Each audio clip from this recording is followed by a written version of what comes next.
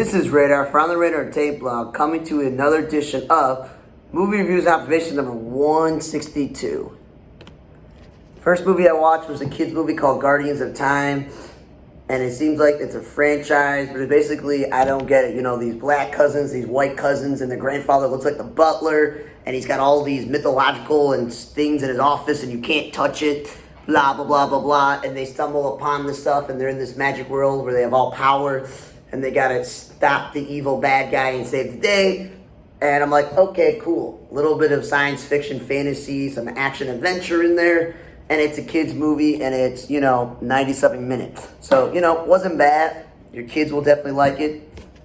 Nothing amazing or horrible. Then I watched The Northman, which again, why does a movie have to be over 2 hours and 15 minutes? And Alexander Skarsgård's a good actor. Nicole Kidman and Ethan Hawke are playing his parent in the movie. Bjork, people know her. I didn't know she acted. She was in this movie. Willem Dafoe was in it for a brief amount of time.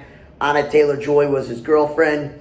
And it was like, you have to believe that this Viking wanted revenge on his uncle for killing his father. And he had to go and do this whole long story of how to do it. And yeah, tons of gore, tons of fighting and action scenes. But again, there's just a lot of wasted scenes that didn't need to be involved. That's why, again, why does it have to be 2 hours and 17 minutes? That absolutely makes no sense. It was okay if you want to watch an action-adventure movie and violence and fighting and you like Viking stories. But it was okay.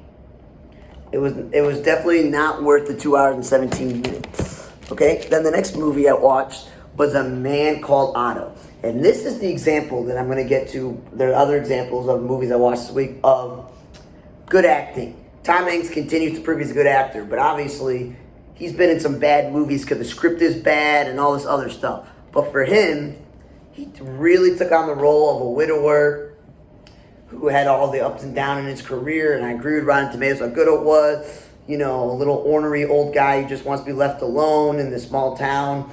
But then things turn around when new neighbors come in, and it turns his whole life perspective around. Very sad movie. It made me cry a bit. There was a lot of sad scenes and, tones of the movie. And yeah, I liked it. I thought it was a really good movie, and he showed off his acting chops. I was really enjoying it. And even though it was a 2 hour movie, it was such a good movie that you're okay with it being 2 hours.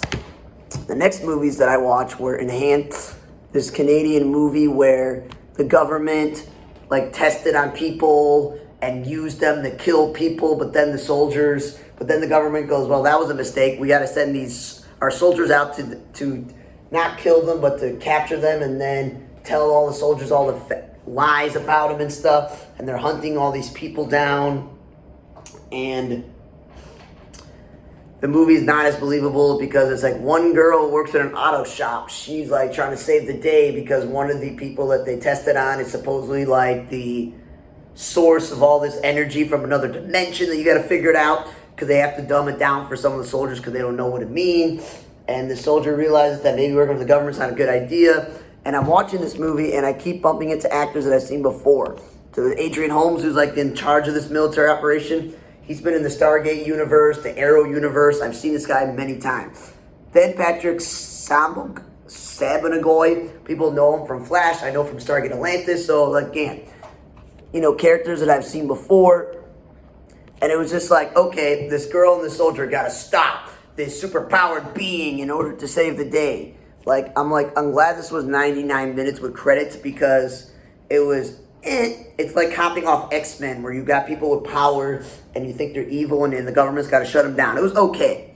Then I watched the movie Row 19, which I didn't know ahead of time was a Russian movie or Ukrainian, was Eastern European movie where I only wanted to watch it because it was barely an hour and 17 minutes. So it's an hour, 10 minutes to 15.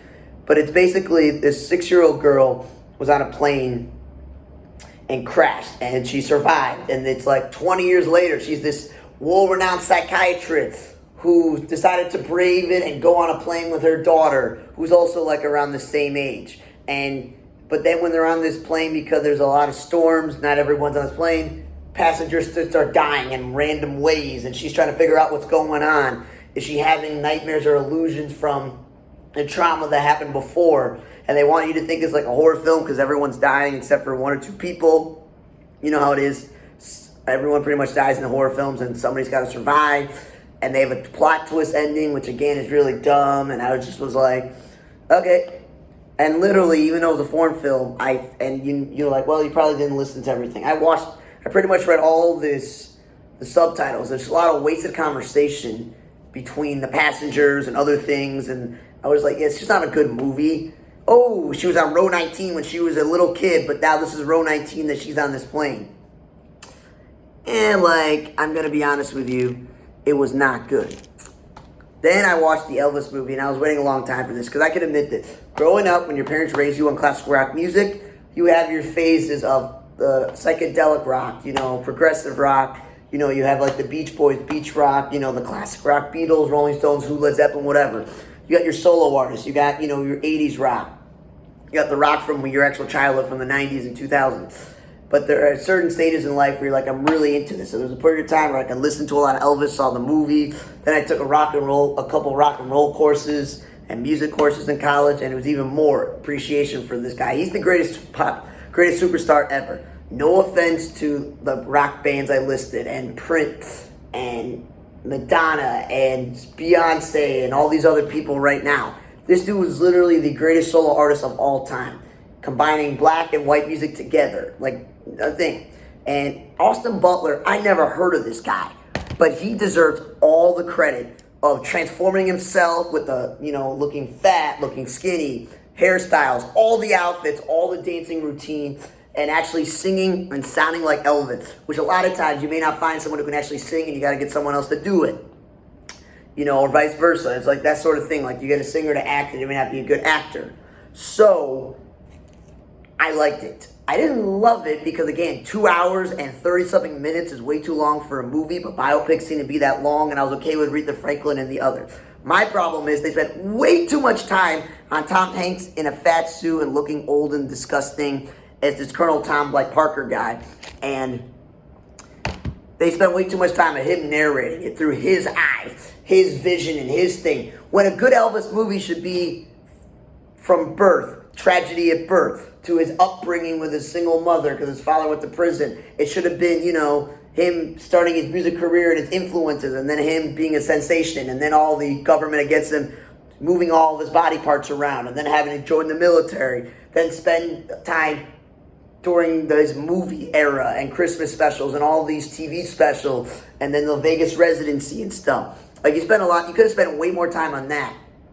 Just way too much about the dude that was like his manager or whatever, and they just blazed through like different parts of his life, and they wasted a lot of time in this movie. That's why it was 2 hours and 40 minutes with things that didn't matter. If it was 2 hours and 40 minutes and you went thoroughly through Elvis's whole life from birth to death, I would have been fine with that, because I would say this: the movie is identical, is like a fiction script. It's basically about Elvis, where instead of his twin brother dying in the womb, they both live. One gets both get adopted, and one becomes the famous singer, and the other one's just a local person, and they find each other, and it's called The Identical. It was really good. It wasn't too long.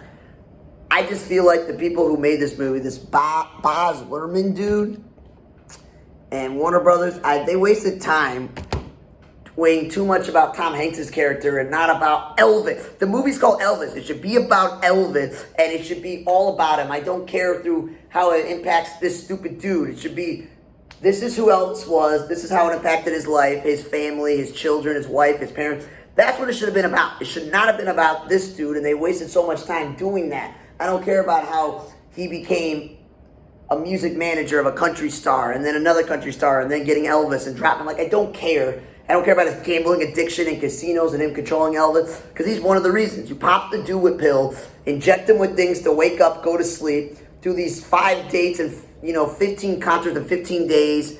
Nixon touring globally, doing all this TV and movie specials instead of what he wants to do, which is rock and roll and play music.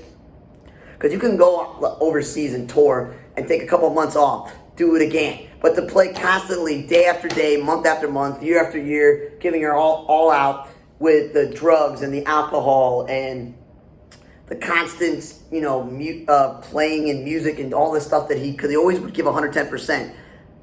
Those are obviously all the factors of him dying young. It's a tragedy that he died young, Elvis, and did not get to live until his 70s or 80s like some other musicians. like, it's just sad because I really liked learning about Elvis growing up and being a fan of his. I liked it, but I'm going to tell you this. Tom Hanks, you were not that great in this movie. You were better at playing a man named Otto, which I think was the best movie I watched this week. Elvis has to be second because The Northman, again, way too long and not that great of a script. Kids movie was eh. And then the two movies I watched off Hoopla Streaming, Enhance and Row 19, were just eh. But again, thanks for listening to another edition of Movie Reviews Observation number 162. For On the Radar Tape Blog, I'm Radar. See you guys next time.